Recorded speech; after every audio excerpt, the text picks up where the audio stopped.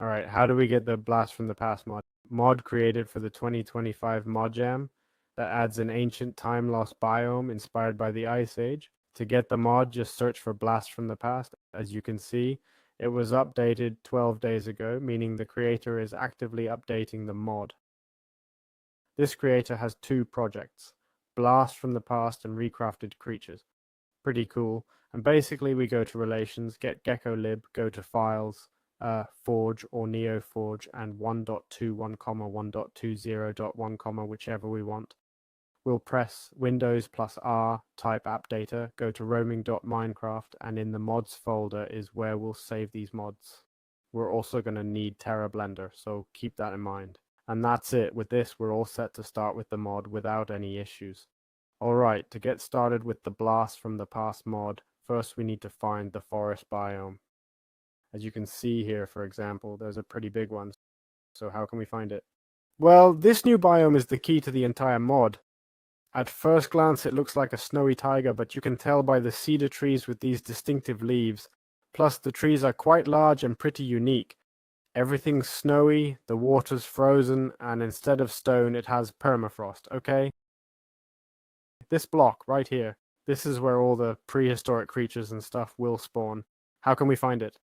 Well, there's no big mystery, honestly. We can find it just by exploring around and being patient, obviously. Whoa, something just roared. And yeah, I guess we can also use the /locate biome command and search for Terra Blender, Terra Ferret placeholder.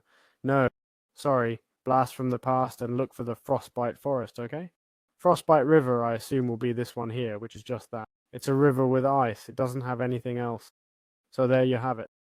Alright, how to use sap in Minecraft Blast from the Past. Sap occasionally generates on cedar tree trunks, and you extract it by right-clicking with an axe. So we grab an axe and right-click, okay? On these yellow spots. And as you can see, we've got the sap ball. It works like super glue that prevents gravity-affected blocks from falling, okay? Looks like we can place it on any block. I don't know if we can stick ourselves. No. Okay, but as you see, it stays up. Whoa, this bear is scratching itself on the tree. Okay. So, you can see it. Let's grab some gravel, okay? We'll place 2 blocks high, put sap ball on this one, break the bottom one, and it should have held. Let's see how it works then. Place it here and place it here. Okay, so it works like glue. So if I break the center block now, these should fall when they update. Exactly. Poor little bear. So there you have it. That's how it works. Alright, how can we find the tar pits in Minecraft Blast from the Past? Well, basically these are natural traps you'll find on the ground, okay? And as you see, it's slowly going to let me sink down. It's thick, sticky, we can only break it with a shovel, and that's the only way we can get out. And as you see, once I'm submerged, I start to drown. Although also, theoretically, you can remove it quickly with a water bucket, okay? Hey, important, tar is also used to make the idol of retrieval, okay? So if we want to get it, it'd be good to find some. I'm telling you, be careful with these pits. There aren't many, I mean, they're not super abundant, but there are some. And if you fall in, well, it can definitely be a problem. Alright, so how do we find these abandoned villages? Also called sloths, right? From the Blast from the Past mod. These are sloth villages. These structures have unique blocks with cave paintings like this one here. This is cool because to recreate it, you need each block. Each one's like a drawing. You can actually take it with you, see? I'm missing the... Oh wait, there it is. See? So it's pretty interesting actually. This one's here too. There's several of them, okay? This one has cobwebs. I don't know if... We've got the shaggy pelts and stuff. They also have chests with loot like mammoth tusks and bones and pottery shards. And they're uninhabited but offer shelter with a primitive vibe. So how do we find them? They basically spawn in the frost forest biome. Well, frostbite forest, there we go. And that's the only structure the mod adds, okay? Hopefully they'll add more in the future. I see the modders updating it, so I've got high hopes. Let's see if they add more stuff. Here, for example, we're even seeing there's a totem pole and everything. Pretty cool, huh? Pretty cool. Alright, how do you find the barrel? Okay, it reminds me of Ice Age, but basically this is a saber-toothed prehistoric squirrel that lives in the treetops of cedars. Wow, that's really where we can find it. At the top of the... Look, there's one. At the top of the treetops, okay? Well, here's one and below there's another, huh? I swear I didn't put them there. They can climb and go through leaves, and they're passive creatures with a huge fascination for pine cones. Okay, I'm gonna grab a pine cone. And it seems we can feed them, but I don't know if we can tame them, huh? Let's see, I'll feed them a few here. Some have brown tails and others have the yellow tail. And no, seems you can just feed them, but no, you won't tame them, okay? As for drops, well, I don't know if they have any. No drop is mentioned. I guess no, they don't have any. So yeah, it's more of a decorative mob, has no real use. A shame. But hey, there it is. Not even the gold ones. So there we have it.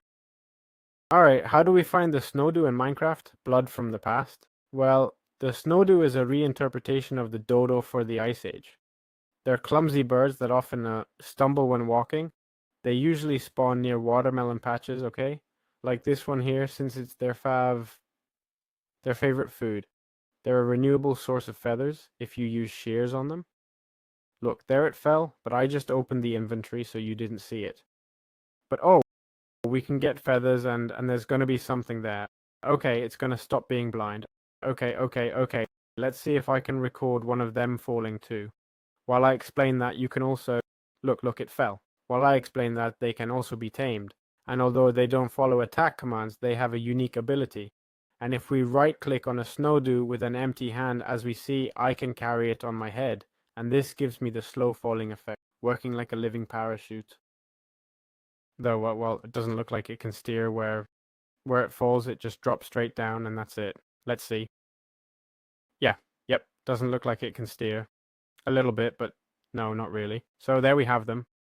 I also think we can breed them with melon slices. Oh, guess not. They don't tame with fruit. We need to craft and give them watermelon ice cream, which is this here, melon ice cream. So we'd right-click another one, and done, okay? There we'd have, or a mini SNOWDO, theoretically. It says the cooldown's already active. Oh, right. They're gonna lay an egg, okay? And they can lay eggs in stacks of 3. So, yeah, we'd also need to take care of the egg and all that. Alright, how can we find GLACEROS? Well, basically, GLACEROS are a very skittish prehistoric deer that flee at high speed when they sense danger. I don't know if... They don't run from me, but if I hit one, I guess they do, right? Exactly, there you have it, okay? They also flee or get hunted by bears. I've seen it before. Wow, they run really fast, huh? There it is. They run really fast. As we can see, for loot, they give us raw venison, which is kind of, well, a food with 5.5 drumsticks of saturation. Let me see if I can cook it. If you cook it, 103 drumsticks of saturation. A bit broken, right? I mean, a little broken, huh? Just a little broken, huh? Alright, I'm gonna eat it. No, it doesn't give me any effect, but it does give me all that saturation. Well, interesting. And there are 4 variants of the mob, okay? There are 4 variants of the mob, mainly distinguished by the shape of their antlers, okay? So there's the straight, the broad, the curly, and the spiky. And basically, the way to get their horns is simply by defeating them, okay? When we defeat them, they drop the horns. And these horns are used for crafting hunting trophies, right? Like the antler display. I'm not sure if there's one for each horn type. Yep, there is. Pretty cool. But we also have the idle retrieval and frostbite helmet crafting, okay? If we wanted to craft these items, we definitely need to defeat these mobs. So there you have it. Alright, how do we find the spear tooth? Oh, it just went invisible. I get it, strategy, huh? I understand its strategy. It goes invisible and sneaks up on its prey to attack. Basically, the spear tooth, saber tooth, a fierce nocturnal predator. It can turn invisible, go stealth mode to stalk its prey while being visible only by its glowing yellow eyes. They roar, making the screen shake before attacking. I'd love to see it attack, honestly, but it's just chilling there. Me too. Look how it attacks. Look how it attacks you. And I'd also like to see if the eyes glow at night. Set it to, like, midnight. Oh wait, it stopped being invisible. It's not invisible at night, interesting. Or at least this one isn't. And how do we tame it? Well, basically to make this cat your ally, you just feed it frost stomper meat. Alright, let me try Benisons. Oh, Benisons too. but I think that works. I think that meat is for breeding and taming it. We're going to need mammoth meat. That gave me these raw beast chops.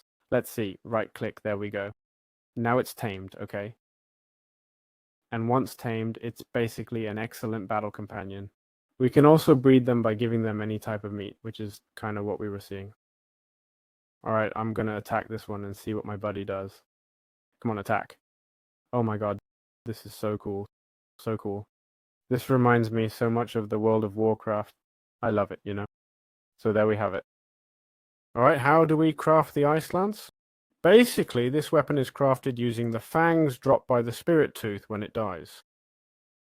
It has 9 damage and 1.1 attack speed, so it's a bit slow. The sword is 1.6, much faster. It's made with 2 sticks, 1 ice, and a spirit tooth. It's a spear we can throw, pardon the redundancy, and it seems to leave like an effect there, an effect that keeps dealing damage. It applies a freezing effect to enemies, and it's recommended to enchant it with loyalty, so it returns. Okay. And we can enchant it with mending, curse of vanishing, unbreaking, but not loyalty. I'm gonna try it. Loyalty, no, it won't work. Maybe in future versions or in Neoforge you can, and that's why the recommendation, but it won't let me. Let's see, it's a pretty interesting weapon, honestly. There with that freezing effect and all. Yeah, it's true that I'm lacking power, lacking damage. For me, it should take away more.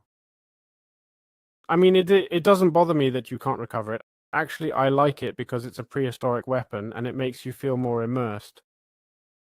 But obviously, if I hit a reindeer with this, I should kill it. In one shot. I don't know how much health the reindeer has, but it's got quite a bit. Well, I should kill it in one shot. I'm not saying it should die instantly from the hit, but at least from the freezing effect, it should end up dying. If I'm only taking away 4 health. And look, right now I'm taking away exactly... It's missing 3 hearts. See, that doesn't make much sense. It would be cool if shooting it dealt way more damage than using it as a melee weapon, you know? So there you have it. Alright, how can we find the Psycho Bear? The Psycho Bear is the largest and most territorial predator. You can see it scratching its back against cedar trees, okay? And, well, it has that ability. I don't know if they fight each other. No, they don't. And you can see it scratching its back on cedar trees and stuff. Look, there it is. This one's doing it. Well, they're all doing it. It's extremely aggressive, but it has a weakness. Psycho berries. Okay, these psycho berries right here. Theoretically. Ah, look. Okay. I don't know if I need to plant them for it to eat them, but it won't let me feed it directly. If I throw them, it doesn't interact like a panda either. We can make the ice cream. I'm going to try the ice cream. Let's see. And, okay, the ice cream it does. Yes, it eats it like a panda, see? I knew it. I knew this was the panda model reused. I knew it. Or at least, I don't know if it is, huh? But at least it looks very similar. And so, if we defeat it, it'll drop the essential claws, okay? We're going to defeat one so you can see the drops, but I'm telling you, they have 70 health. So they're pretty strong creatures, and they give us the bear claws, okay? Which we use to craft things like the bear glove, the bear trap, and frostbite boots. Alright, how do we find the frost stomper? Basically, the frost stomper is a massive ice mammoth, the largest creature in the mod. It's neutral but super powerful if you provoke it. When it dies, it drops meat, fur, and giant bones. You can place its meat on the ground and eat it in layers. Let's take one of these down. As you can see, it has 12.64 speed, which I don't know what that means, but if I start running, it hits me like it. Okay, I'm running as fast as I can. No, it's not catching me, but it runs fast, and it attacks from quite a distance. It takes away 9 hearts, which means it deals 8 if I don't attack it. Yep, and wow, it just killed me 3 times its drops, which are, well, this. Shaggy pelt, the femur, and raw beast. And this, as we said, can be eaten. And finally you get this, which I don't know if you can pick up, but there it is. We also have the beastly femur, which is the bone. So how do we tame them? Well, we can only tame the babies, okay? These ones right here. To do it, we first need to breed 2 adults with melon ice cream. And once we do this and they have a baby, we can feed it with sap ice cream, okay? And we right click on it, and there it is. Now it's mine, right? There it is. See, it says owner. It has an owner. Let's see if the timer goes down. 7-6. The cool thing is that once it grows up, I'll be able to equip it with a saddle, okay? And I'll be able to travel with this creature. Oh my god, it's incredible. And it goes pretty fast, honestly. And theoretically, I should also be able to do area attacks. I don't know what it means by area attacks. Let's see. Escape, options, controls. Doesn't look like there's any hotkey. It's with space, right? It's with the... Okay. To go... And how much does this area attack take away? 8 health. Man, pretty interesting, huh? Pretty interesting here, Toku. Man, well, I'm wiping them out with this thing. With this thing, I'm wiping them out, huh? They're also hitting me with the tuna thing, but whatever. Oh, I'm running out of elephants. Well, there you have it, okay? That's how you can do it. Let's try with the horse. See if I can kill it in one hit. No. And this one? They're at maximum. Ugh, look how close I had it. But it does give them the freezing effect, huh? Well, there we have it, okay. Alright, how do we get the winter armor? Well, this armor set is crafted using fur from the frost stamper, okay? And as you can see, we need the shaggy pelt, the antlers, and other materials that you literally get by farming the mammoth. Armor-wise, it's similar to chainmail, but its big advantage is the passive ability that lets you walk on powder snow without sinking. Plus, it gives you complete immunity to the freezing effect. So, 2 effects that help with the biome, but aren't super useful for late game, right? It's more, well, useful items for early game. What would also be cool, as the creator suggests, is that, well, we're covered in mammoth fur. So what would be cool is if aggressive mobs like bears wouldn't attack me. Like, the psycho bears wouldn't come after me since I'm wearing mammoth fur. And you'll say, but by that logic, the mammoth should attack you. Well, that's true too. But hey, I don't know, just proposing a mechanic. So there you have it. Alright, how can we use the bear claws? Well, basically we have the bear gloves, which are made with 4 leather and 3 bear claws. Basically, there are 2 variants, the crafting item and the equipable weapon. As a weapon, they have 6 damage. Let's see, 6 damage and how... Where can I equip it? Okay, right, here it does. 6 damage and medium speed of 1. And if you equip 1 in each hand, let's see. Oops, I took more, but I think because I crit, wait. Oh, okay, if you equip 1 in each hand, it lets you grab onto blocks without having to jump. Let's see, it's a bit annoying if you're going to jump up a block, for example. Another thing the creator should look at, honestly, I mean, this is horrible. But theoretically, the idea of this is to be able to grab on, I don't know, jump, go over here and grab onto this. Right? Or rather, go there and grab here and not take damage, for example. Let's see, the idea is good. It's good. I mean, I don't really see the use because I can't climb up or anything, just hang there. And on top of that, if you don't time it right, I'm gonna try it. I'm gonna try it. Let's see, you're epically escaping from a bear, a giant bear, bam, bam, and oh, that's bad. But you see, it's actually complicated. It's really complicated. So, well, there you have it, creator. Alright, so how can we use bear traps? Well, basically, using the claws that the bear drops. If we place these traps, they're bear traps, right? Just like the name says. Let's see if this bear comes after me. There it is. And there they get caught, okay? Well, if you didn't get too close, you'd be fine. Teleport. They get caught, alright? They have quite a range, huh? I'll admit it, I think I can fall in too. Yep. You can open it by breaking it, I guess. Whoa, now yeah, and watch out, the bear can break it too, huh? At least it broke it. So there we have it, okay? It's going to take a little damage there. From 40 health to 34, so it takes 6 damage. Well, it's not a ton, but it'd work as temporary protection if we have a house or something, even to protect our base. It lets me move. Ah, look, see how they're breaking? I don't know if it's because they disappear or what. I mean, they disappear, right? It has nothing to do with the bear. I don't know why they disappear, honestly. I can't tell you why. But anyway, there we have it. Alright, how can we use the idol of retrieval? Basically, this item works like a primitive version of the Totem of Undying, and it's crafted with GLACEROS horns, okay? It's made with GLACEROS horns. There we have the sad ball and tar. If you die carrying it in your inventory, your items will be stored by a mysterious entity at the place of your death. Yes, man? Let's die suddenly, okay? Respawn. Oh, right, because I have game rule keep inventory false. Of course, it hasn't been used because I don't have... Let's see teleport, because I have the keep inventory. So I haven't lost any items. Let's see, this is going to be tricky. Let's go over there. Now, yes, and you okay? And now it actually worked. Now there's something that's keeping my inventory. What is that something? Wow, it's a little creepy, honestly, eh? It's a little creepy. Hello, friend, I'm in survival. Right click, there it gives it to you. He looked cool. It was creepy, dude. Looks like it's gonna kill you. Well, there we have it. Alright, finally, how can we find the Blizzard Reverie disc in Minecraft Blast from the Past? This is a new music disc that's found exclusively in chests of abandoned villages. I don't know if you remember, but these villages here, well, this is where you find this disc with this new music. I'm gonna play it, I know you won't hear it, but, it's bugged, huh? It stopped on me, dude. It won't even play. Looks like there's an error. Man, honestly, as music, it's pretty cool. But I don't get why the creator doesn't make this music play when you enter the biome. I don't know if you can control that.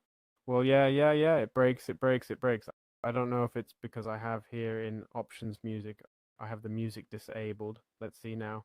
No, it's bugged. So well, if you don't get it, no big deal. If you're on 121 of Forge, or maybe it's some incompatibility I have, huh? It doesn't have to be from the mod. Also, as a fun fact, the SNOWDO or the Frost Stomper, when they hear this music, they'll start dancing, okay? Let's check it out because I'm not missing this. I'm definitely not missing this. Alright, Tuku, they should start dancing. Oh, look, is this dancing? There, he's dancing. Look how they dance. And these two, right? These ones kind of move their heads. So there we have it. Super cool. So anyway, that's it for the mod. I hope you liked it. A mod that works for mid-game, but I'm missing some more overpowered item. I mean, the sword is fine, but I'm missing something a bit stronger, you know? That makes it worth it.